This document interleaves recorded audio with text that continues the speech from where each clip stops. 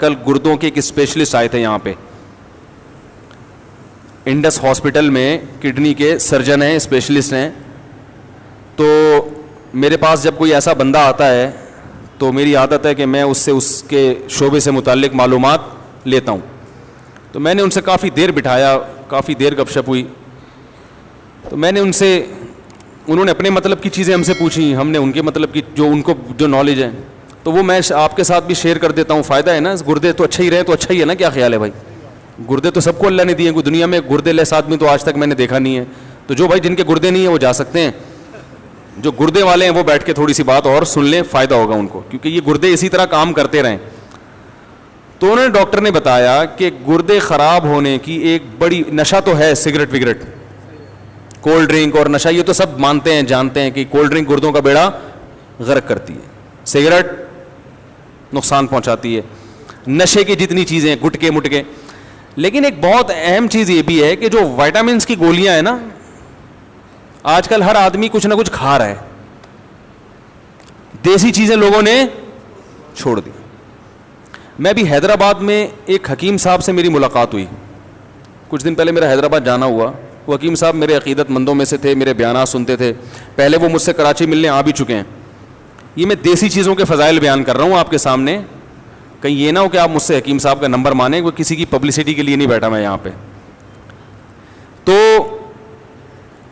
میں نے جتنے حکیم دیکھے ہیں نا ماشاءاللہ, بڑی عمروں کے اور صحت مند دیکھے ہیں.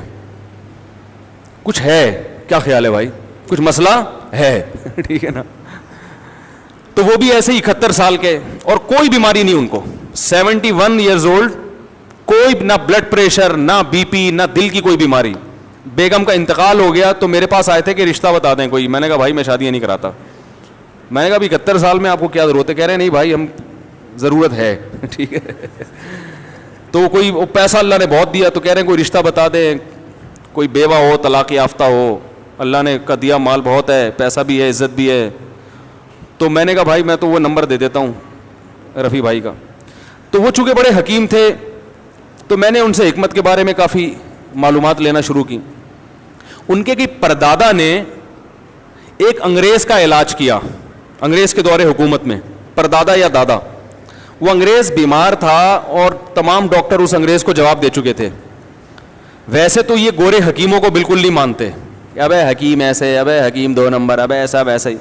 لیکن مرتا کیا نہ کرتا, جب سب سے مایوس ہو گیا تو قبلہ حکیم کے پاس آ گیا, وہ انڈیا میں, ہندوستان میں. انہوں نے اس کا علاج کر دیا, ان کے دادا یا پردادا نے. وہ بندہ ٹھیک ہو گیا.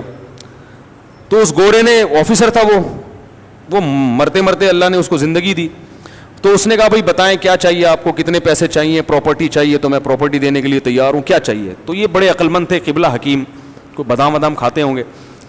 انہوں نے کہا بھائی ایک سرٹیفکیٹ بنا دو, اس پہ اپنی اسٹیمپ لگا دو کہ میں نے تمہارا علاج کیا ہے جبکہ تم لا علاج تھے. یہ سرٹیفکیٹ میری اولادوں میں چلے گا. یہ ایک حکمت کی دلیل ہوگی, کس کے ہاتھوں سے لکھی ہوئی؟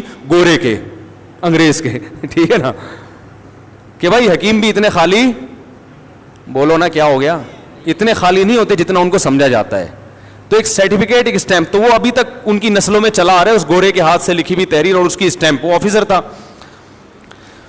تو یہ حکیموں کی صحتیں اتنی اچھی کیوں ہوتی ہیں؟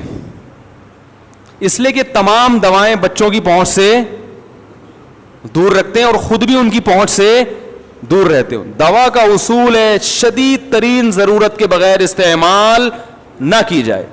آج ذرا آئرن کی تھوڑی سی کمی, آئرن کے کیپسول پھانکنا شروع کر دیے.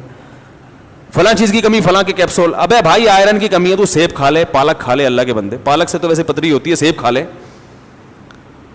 لائف اسٹائل کو تمیز سے ٹھیک کر لے, تو جلدی سو لے, صبح جلدی اٹھ لے, ایکسرسائز کر لے, اندر کا سسٹم صحیح ہوگا تو آئرن کی کمی, کسی میں کیلشیم کی کمی تو کیلشیم کی گولیاں پھانکنا شروع کر رہا ہے وہ. جب آپ کے اندر کا سسٹم ٹھیک نہیں ہوتا تو کسی نہ کسی چیز کی کمی ہوتی ہے. جب اندر کا صحیح ہوتا ہے نا آدمی, تو جو کھائے گا ساری چیزیں پوری ہوں گی اس سے.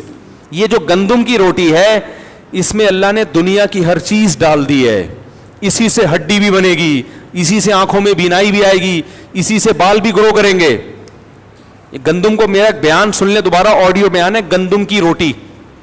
تو جب اندر کا سیٹ اپ صحیح نہیں ہوتا تو پھر ساری چیزیں کیا ہو جاتی ہیں, تو انہوں نے بتایا جو کڈنی کے اسپیشلسٹ تھے کہ یہ جو وائٹامنس کی گولیاں کھائی جا رہی ہیں یہ اس سے بھی کیا ہو رہا ہے, گردوں میں پتھری بنتی ہے. تو اور بہت ساری کافی مفید معلومات, اللہ ان کو ان کی عمر میں برکت دے, کم از کم ان کے گردے اللہ صحیح رکھے, ٹھیک ہے نا. تو انہوں نے میں کڈنی کے بارے میں اتنی اچھی معلومات دی. تو دواؤں, پیناڈول ہے, ذرا سی ٹینشن ہوئی, تھکاوٹ ہو رہی ہے, 2 گولیاں پیناڈول پھانک کے, ابے بھائی تو جب تھکاوٹ ہو رہی ہے سو جا, تو آرام کر لے, تھوڑا گرم پانی سے نہا لے, کیا خیال ہے, تھوڑے پٹھے وٹھے کیا ہو جائیں گے, کھل جائیں گے, مالش کر لے, ٹھیک ہے. تو یہ چیزیں ہوا کرتی تھی. میں نے بڑے بڑے حکیم دیکھے ہیں, بوڑھے ایسی فٹنس. ہمارے محلے میں ایک حکیم, ہاں یہ مطلب نہیں ہے کہ ہر حکیم اس قابل ہے کہ علاج کرائیں, ان میں بڑے بڑے فراڈی بھی پڑے ہوئے ہیں بھائی. اسٹرائڈ کھلا رہے ہوتے ہیں مریضوں کو نا, دواؤں میں ڈال کے وہ ایک دم فٹ فاٹ ہو جاتا ہے. تو اس میں بہت فراڈ بھی بہت ہے, لیکن اس کا یہ مطلب نہیں ہے کہ جو حکمت کا طریقہ علاج ہے وہ طریقہ علاج ہی غلط ہے. بہت ساری چیزیں آج بھی, اور آپ کو ایک بات بتاؤں, حکیموں کے جو نسخے ہیں, کئی نسخے ایسے 1000 سال سے چلے آ رہے ہیں, اب تک کوئی سائیڈ افیکٹ ان کا سامنے نہیں آیا. جوارش جالینوس 1000 سال پرانی ہے, حکیم جالینوس نے ایجاد کی تھی, یہ 1000 سال سے چلی آ رہی ہے. کہ نام کتنا اچھا ہے, جوارش جالینوس ہے بھائی. اور آپ کو بتا دوں 2-4 چیزیں گھر میں لا کے رکھ لیں, وہ کھایا کریں. اور کیا کھائیں آپ, خمیرہ گاؤ زبان, یہ صبح ناشتے کے بعد 1 چمچہ کھا لیا کریں. دماغ کی سیٹنگ انشاءاللہ کبھی بھی آؤٹ بولو بھائی نہیں ہوگی. بنفشہ شہتوت رکھ لیں, کھانسی وانسی ذرا سی ہو, گرم پانی میں بنفشہ شہتوت ڈال کے. اور کالی مرچ کے تمہارے ایک پورا اس پر بیان ہے, پھوڑے پھنسی ہو رہے ہیں, کالی مرچ اچھی طرح چبا کے نا نگل لیا کریں, یہ سب فٹ فاٹ ہو جائیں گے انشاءاللہ.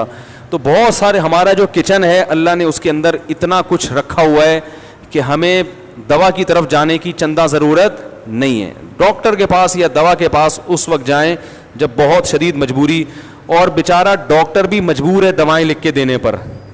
ڈاکٹر یہ کہتے ہیں کہ ان کمبختوں کو دوا لکھ کے نہ دو تو یہ سمجھتے ہیں کہ ہمارا علاج ہو ہی نہیں رہا ہے, وہ دوبارہ ڈاکٹر کے پاس آتے ہی نہیں ہیں. اور جتنے بھر کے کیپسول لکھ کے دے گا نا, لوگ سمجھتے ہیں یہ ہے بہترین ڈاکٹر. سمجھ رہے ہو؟ تو ڈاکٹر بھی کیا ہے, بولو نا.